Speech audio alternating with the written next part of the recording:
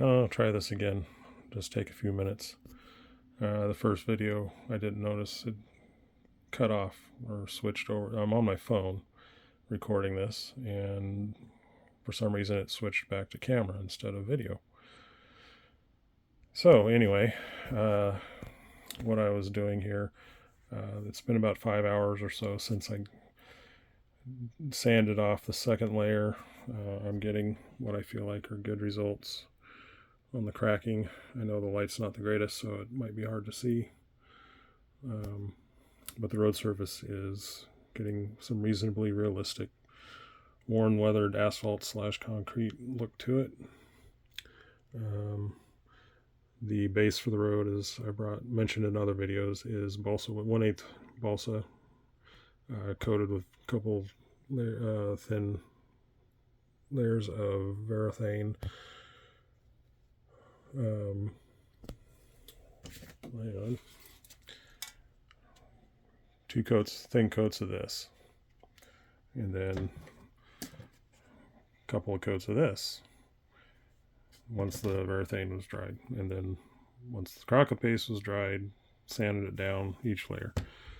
The crossing has 3 layers, and I wanted as realistic a look as possible, so instead of using balsa wood strip there and make some sort of shim on each side for the rail, the gap, I instead just lathered it straight across and then used a wheel set, get the grooves in, wheel clearance, and yeah, it seems, after I sanded it down, it seems to be working all right. I used some sort of dental pick to do a little scraping on the rail, tops of the rails, to clean them up a little bit more for better contact, because I'm doing a test run with the locomotive, one of my locomotives, Kato GP35.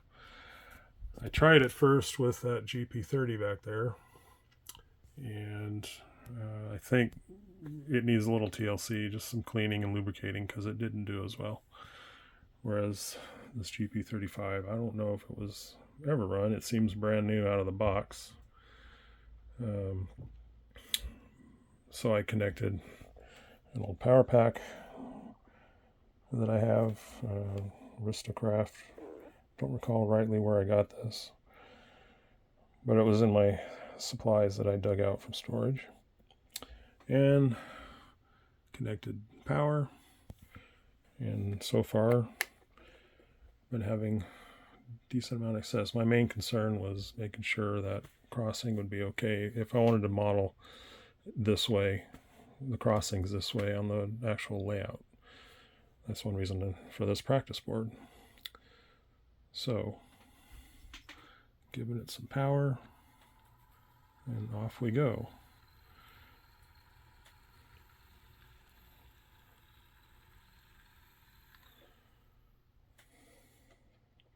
And let's put it in reverse.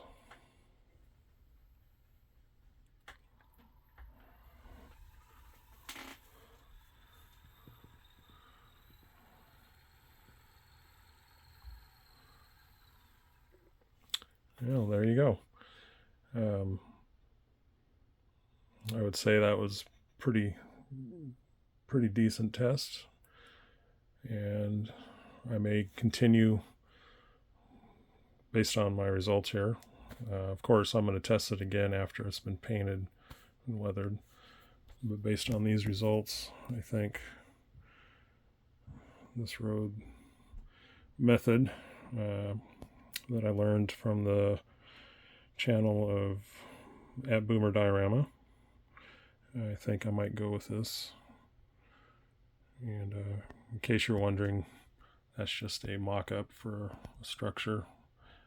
I was mainly interested in getting an idea for clearance and that sort of thing, because eventually there's going to be a finished false little building there. Finished, the whole thing will be finished, scenics, little structure. Just a little vignette, if you will. Anyway, thank you for checking this out. Appreciate any comments you might have and advice, etc. Thank you and have a great day.